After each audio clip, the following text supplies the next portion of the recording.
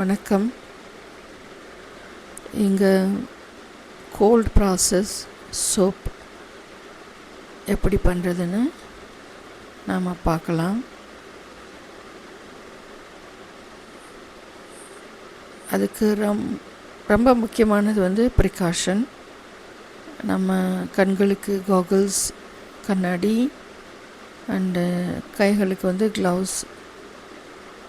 Soap பண்ணி முடித்ததும் அதோட pH லெவல் டெஸ்ட் பண்ணுறது ரொம்ப முக்கியம். சோப் கரைசல் மிக்ஸ் பண்ணுறதுக்கு நல்ல quality plastic and stainless steel containers, bowls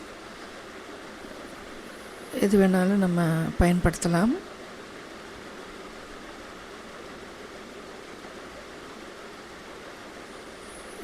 soap மேக்கிங்க்கு கூட நம்ம ரெசிபி ஃபாலோ பண்ணணும்.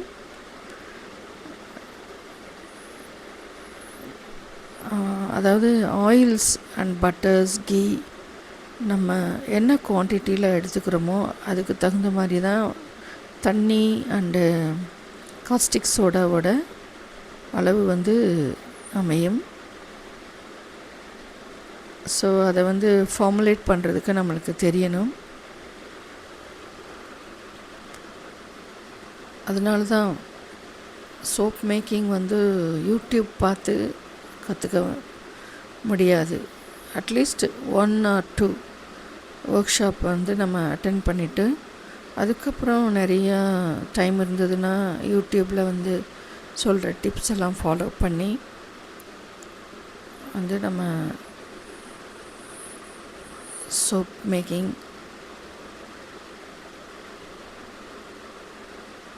ப்ராசஸை நம்ம ஒரு ஹாபியாகவோ இல்லை பிஸ்னஸ்க்காகவோ எடுத்துக்கலாம். கோல்ட் ப்ராசஸ் சோப் ரொம்ப பாப்புலர். அண்டு மெல்டன் போர் கூட இப்போ நிறைய பேர் பண்ணுறாங்க. அண்டு இந்த 2 ப்ராசஸுமே நம்ம கம்பேர் பண்ணும்போது கோல்டு ப்ராசஸ் மூலியமாக நம்ம பண்ணுற சோப் பெட்டர் அப்படின்னு நான் சொல்லுவேன். அது அவங்களோட பர்சனல் சாய்ஸ். ஓகே, இப்போ காஸ்டிக் சோடா மெஷர் பண்ணிவிட்டு தண்ணியில் நம்ம ஆட் பண்ணணும். ஒருபோதும் தண்ணியை காஸ்டிக் சோடா மேலே ஊற்றக்கூடாது. அப்போ தான் ஆக்சிடெண்ட்ஸ் எல்லாம் நடக்கிறது. இப்போ பாருங்கள், நான் கூட க்ளவுஸ் யூஸ் பண்ணலை. இப்போ ஸ்பூன் எடுக்கிறோம், உடனே அதில் உள்ள ஒரு சொட்டு தண்ணி நம்ம மேலே பட்டதுன்னா டெஃபினட்டாக ஸ்கின்க்கு ஒரு இரிட்டேட்டிங் சென்சேஷன் கொடுக்கும். இப்போ ஆயில்ஸ் எல்லாம் நம்ம காஸ்டிக் சோடாவோட மிக்ஸ் பண்ண பிறகு ஸ்க்ரப்பிங் ஏஜெண்ட்டுக்காக நலுங்கு மாவு அண்டு ஆக்டிவேட்டட் சார்கோல் நான் பயன்படுத்தி சோப் பண்ணுறேன். இங்கே எசென்சியல் ஆயில் நம்மளுக்கு தேவைன்னா பயன்படுத்தலாம், இல்லைன்னா ஒமிட் பண்ணிக்கலாம்.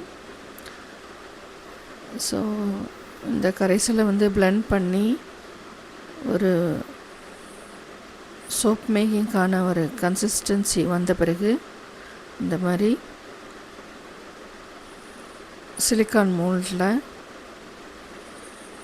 ஊற்றிட்டு கொஞ்சம் நேரம் வெயிட் பண்ணோன்னா ஒரு 24 hours நம்ம இந்த மாதிரி அழகான சோப்பை அன்மோல்ட் பண்ணி எடுத்துக்கலாம். இந்த மாதிரி டிசைன் உள்ளது குழந்தைங்களுக்கு ரொம்ப பிடிக்கும். சோப் பண்ணுறதா இருந்தாலும் சரி, வாங்குறதா இருந்தாலும் சரி, நம்ம ரொம்ப ரெஸ்பான்சிபிளாக இருக்கணும். நம்ம எங்கேருந்து வாங்குகிறோம் அங்கிறது ரொம்ப முக்கியம்.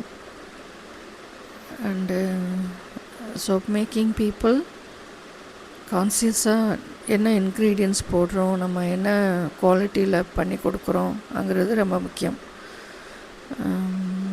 எனிவே சோப் மேக்கிங் ப்ராசஸை வந்து ஒரு ஹாபியாவோ இல்லை பிஸ்னஸ்க்காகவோ செஞ்சிட்டு இருக்கிறவங்களுக்கு என்னோடய மனமார்ந்த வாழ்த்துக்கள்.